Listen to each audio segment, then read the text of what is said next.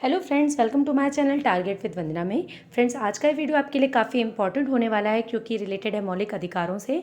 और इस सीरीज़ में मैंने आपके लिए काफ़ी इंपॉर्टेंट क्वेश्चंस को शामिल किया है जो कि आपके एग्जाम्स के पॉइंट ऑफ व्यू से बहुत इंपॉर्टेंट होने वाले हैं। तो अगर आपको ये मेरा वीडियो हेल्पफुल लगे तो प्लीज़ मेरे वीडियो को लाइक कीजिएगा, शेयर कीजिएगा और मेरे चैनल को सब्सक्राइब करना मत भूलिएगा। तो चलिए फ्रेंड्स, बिना किसी देरी के स्टार्ट करते हैं। मूल अधिकारों को भारत के संविधान में शामिल करने के लिए किस रिपोर्ट द्वारा समर्थन किया गया था? तो ये समर्थन दिया गया था नेहरू रिपोर्ट 1928 के अंतर्गत।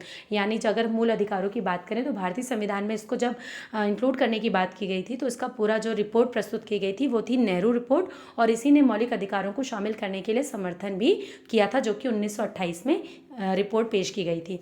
नेक्स्ट क्वेश्चन देखिए, किसको संविधान द्वारा मौलिक अधिकारों को लागू करने की शक्ति दी गई है?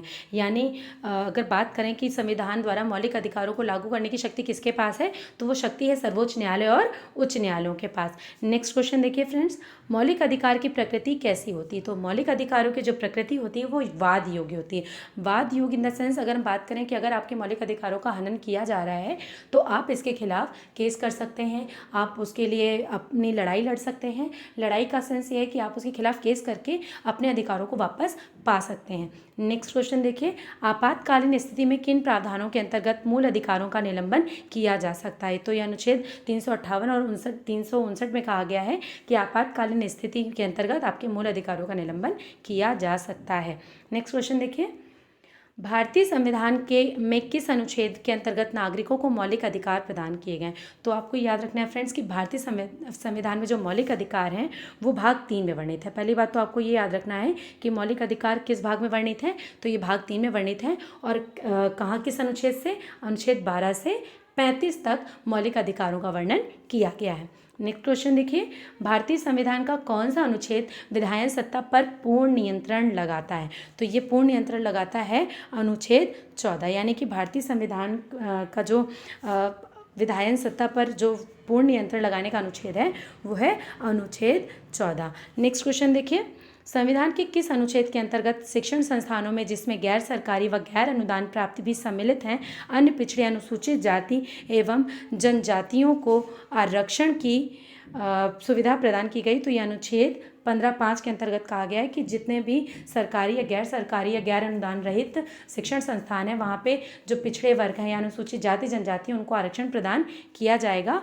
और इसका उल्लेख किया गया अनुच्छेद 15(5) के अंतर्गत। नेक्स्ट क्वेश्चन देखिए, मौलिक अधिकारों के अंतर्गत कौन सा अनुच्छेद बच्चों के शोषण से संबंधित है? तो ये है अनुच्छेद 24। यानी इसके अंतर्गत कहा गया है कि बच्चों का जो शोषण किया जाता है उससे संबंधित सभी प्रावधानों का उल्लेख किया गया। बच्चों का शोषण एक दंडनीय अपराध है, तो ये नहीं होना चाहिए। तो शोषण के विरुद्ध एक अधिकार प्रदान किया गया जिसका वर्णन अनुच्छेद 24 में किया गया है। नेक्स्ट क्वेश्चन देखिए, ICCPR का पूर्ण रूप क्या है? तो इसका पूर्ण रूप है international covenant on civil and political rights. Next question देखिए, ICCPR के किस अनुच्छेद द्वारा बाल अधिकार को सुरक्षित किया गया है? तो बाल अधिकारों को सुरक्षित किया गया है अनुच्छेद 24 के अंतर्गत। नेक्स्ट क्वेश्चन देखिए, संविधान के किस स्थान द्वारा अस्पृश्यता का उन्मूलन किया गया है? तो अस्पृश्यता यानी कि छुआछूत का जो उन्मूलन है वो किया गया अनुच्छेद 17 के अंतर्गत। नेक्स्ट क्वेश्चन देखिए, भारत के संविधान का कौन सा अनुच्छेद प्रेस की स्वतंत्रता से संबंधित है? तो प्रेस की स्वतंत्रता से संबंधित है अनुच्छेद 19। नेक्स्ट क्वेश्चन देखिए, भारतीय संविधान के किस अनुच्छेद में भाषण एवं अभिव्यक्ति की स्वतंत्रता के मूल अधिकार का प्रावधान किया गया? यानी जो भाषण और अभिव्यक्ति की स्वतंत्रता है, यानी कोई भी व्यक्ति अपनी बात को अभिव्यक्त कर सकता है और भाषण दे सकता है, इसका मूल अधिकार हमें अनुच्छेद 19 में के द्वारा प्राप्त है। और इसी के अंतर्गत प्रेस की स्वतंत्रता का भी उल्लेख किया गया, क्योंकि उसका कोई अलग से उल्लेख नहीं मिलता आपको संविधान में, तो उसको इसी के अंदर इन्वॉल्व किया गया है। नेक्स्ट क्वेश्चन देखिए, उच्चतम न्यायालय की व्यवस्था अनुसार निजी भवनों के ऊपर राष्ट्रीय झंडे को फहराना किस अनुच्छेद के तहत हर नागरिक का मौलिक अधिकार है? तो ये है संविधान के अनुच्छेद 19(1)(अ) के तहत। नेक्स्ट, भारतीय संविधान का कौन सा अनुच्छेद व्यक्ति की विदेश यात्रा के अधिकार को संरक्षण प्रदान करता है? तो यह है अनुच्छेद 21। यानी अनुच्छेद 21 के अंतर्गत कहा गया है कि कोई भी व्यक्ति विदेश यात्रा कर सकता है, कहीं भी आ सकता है, जा सकता है, और इसी अधिकार का नाम है प्राण एवं दैहिक स्वतंत्रता। नेक्स्ट क्वेश्चन देखिए, संविधान के किस अनुच्छेद के अंतर्गत सिखों द्वारा कृपाण धारण करने का धार्मिक स्वतंत्रता का अंग माना गया है। तो यह अनुच्छेद 25 में। तो फ्रेंड्स ये याद रखिएगा कि जो धर्म की स्वतंत्रता का अधिकार है अनुच्छेद 25 में जिसका वर्णन है, और इसी के अंतर्गत जो सिख हैं उनको कृपाण यानी कि जो आप देखते हैं तलवार धारण करने का, या आपने देखा होगा, उनको ये अधिकार प्रदान किया गया है इसी अनुच्छेद के अंतर्गत, यानी कि अनुच्छेद 25 के अंतर्गत। अब आते हैं अनुच्छेद 25 का संबंध किससे, जो कि मैंने अभी आपको बताया कि धर्म की स्वतंत्रता से संबंधित है, यानी कि अनुच्छेद 25 के अंतर्गत धर्म की स्वतंत्रता का उल्लेख किया गया है। नेक्स्ट क्वेश्चन देखिए, भारतीय संविधान का कौन सा अनुच्छेद अल्पसंख्यकों को अपनी मनपसंद शिक्षण संस्थानों को स्थापित एवं संचालित करने के अधिकार को संरक्षण प्रदान करता है। तो अनुच्छेद 30 के अंतर्गत कहा गया है कि जो अल्पसंख्यक वर्ग हैं वो अपने मनपसंद शिक्षण संस्थान को इस्टेब्लिश कर सकते हैं, उन्हें चला सकते हैं, इसका उन्हें पूरा अधिकार है। अनुच्छेद 30 के अंतर्गत ये बात कही गई है। नेक्स्ट क्वेश्चन देखिए, किस एक मौलिक अधिकार को डॉक्टर बी.आर. अम्बेडकर द्वारा संविधान की आत्मा कहा गया है। तो बी.आर. अम्बेडकर द्वारा संवैधानिक उपचारों के अधिकार को संविधान की आत्मा कहा गया है। नेक्स्ट क्वेश्चन देखिए, व्यक्तिगत स्वतंत्रता के लिए उच्च न्यायालय किस रिट को जारी कर सकता है। तो व्यक्तिगत स्वतंत्रता के लिए उच्च न्यायालय बंदी प्रत्यक्षीकरण या हैबियस कॉर्पस इसको इंग्लिश में बोलते हैं, जो कि अनुच्छेद 226 के अनुसार कहा गया है। तो ये है व्यक्तिगत स्वतंत्रता के अधिकार को लागू करने के लिए या जो रिट जारी की जाती है वो है बंदी प्रत्यक्षीकरण। नेक्स्ट क्वेश्चन देखिए, भारत के सर्वोच्च न्यायालय ने संविधान की मूल संरचना सिद्धांत का प्रतिपादन किस मुकदमे में किया है। तो ये किया है केशवानंद भारती बनाम केरल राज्य। नेक्स्ट क्वेश्चन देखिए, संपत्ति का अधिकार एक वैधानिक अधिकार या विधिक अधिकार है, जो इसका वर्णन अनुच्छेद 300 का में किया गया है। तो थोड़ा इसके बारे में जान लें फ्रेंड्स कि पहले जो संपत्ति का अधिकार है ये हमारा एक मूल अधिकार था, जिसको हटाकर अब एक विधिक अधिकार बना दिया गया है, यानी इसको मौलिक अधिकारों की श्रेणी से हटाकर इसे एक विधिक अधिकार बना दिया गया है।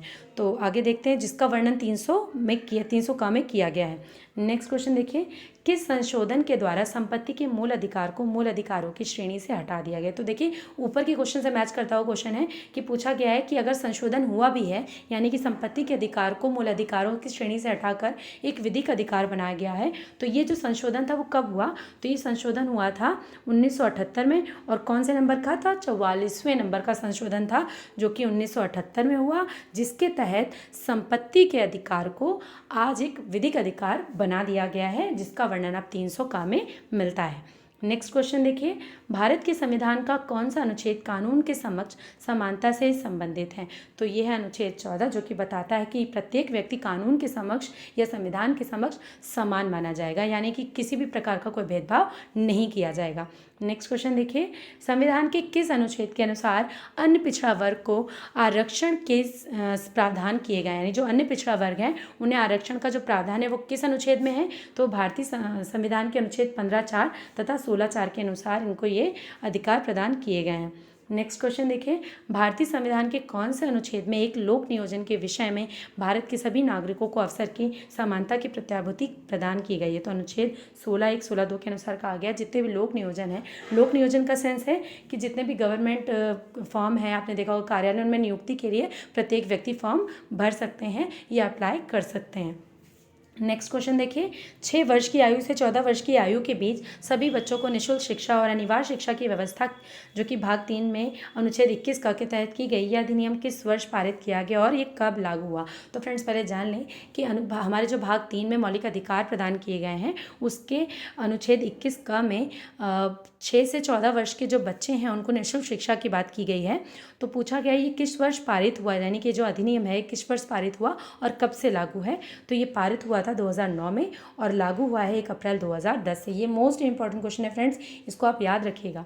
नेक्स्ट क्वेश्चन देखिए, किस मौलिक अधिकार को राष्ट्रीय आपातकाल में समाप्त किया या सीमित नहीं किया जा सकता, यानी कि प्राण एवं दैहिक स्वतंत्रता का जो अधिकार है ये जो कि अनुच्छेद 21 में वर्णित है, और अपराधों के लिए जो दोष सिद्धि के संबंध में संरक्षण प्राप्त है जो कि अनुच्छेद 20 में वर्णित है, इनको आपातकाल की स्थिति में समाप्त नहीं किया जा सकता।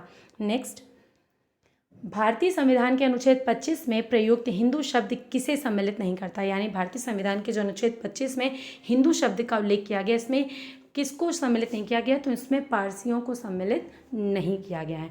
नेक्स्ट क्वेश्चन देखिए, किसी अपराध के अभियुक्त को स्वयं अपने विरोध गवाह बनने के लिए बाध्य नहीं किया जा सकता, ये किस अनुच्छेद का प्रावधान है? तो ये याद रखिएगा, अनुच्छेद 20(3) में वर्णित है। यानी अगर कोई भी अपराधी है उसे अपने ही विरुद्ध अगर गवाही देने के लिए आप ज़बरदस्ती प्रेशराइज करते हैं तो यहाँ प्रेशराइज नहीं किया जा सकता। यानी कोई भी अपराधी अपने अपराध को ज़बरदस्ती नहीं मान सकता, इसके लिए उसे स्वतंत्रता मिली है और जिसका वर्णन उसे अनुच्छेद 20(3) में उसका वर्णन किया गया है। नेक्स्ट क्वेश्चन देखिए, बंदी बनाए गए व्यक्ति के मौलिक अधिकारों की रक्षा किस अनुच्छेद से प्रदत्त है? यानी अगर कोई व्यक्ति बंदी बनाया गया है तो उसकी जो मौलिक अधिकारों की रक्षा वो किस अनुच्छेद के अंतर्गत प्रदत्त है? तो अनुच्छेद 22 में इसके अधिकार सुरक्षित किए गए हैं। नेक्स्ट क्वेश्चन देखिए, प्रत्यक्ष बंदीकरण अधिनियम के अंतर्गत एक व्यक्ति को बिना मुकदमा चलाए कितने समय के लिए बंदी बनाया जा सकता है? तो ये बहुत इंपॉर्टेंट क्वेश्चन है फ्रेंड्स, कि अगर प्रत्यक्ष बंदीकरण अधिनियम की बात करें तो इसके अंतर्गत अगर किसी भी व्यक्ति को बिना मुकदमा चलाए आप सिर्फ और सिर्फ 3 माह के लिए बंदी बनाया जा सकता है, यानी आप बना सकते हैं। नेक्स्ट क्वेश्चन देखिए, बंधुआ मजदूर उन्मूलन अधिनियम संसद में कब पारित किया गया? तो ये पारित किया गया था 1976 में, तो ये आपको याद रखना है। यानी आपको पता होगा कि पहले बंधुआ मजदूरी कराई जाती थी, यानी जो साहूकार वगैरह जो भी लोन वगैरह देते थे तो उसके बिहाफ पे वो लगातार इतना हाई रेट ऑफ इंटरेस्ट लेते थे, यानी कि बहुत ज़्यादा ब्याज लेते थे, जिससे उनका मूलधन पूरी ज़िंदगी पूरा नहीं होता था और उनको बंधुआ मजदूरी करनी पड़ती थी।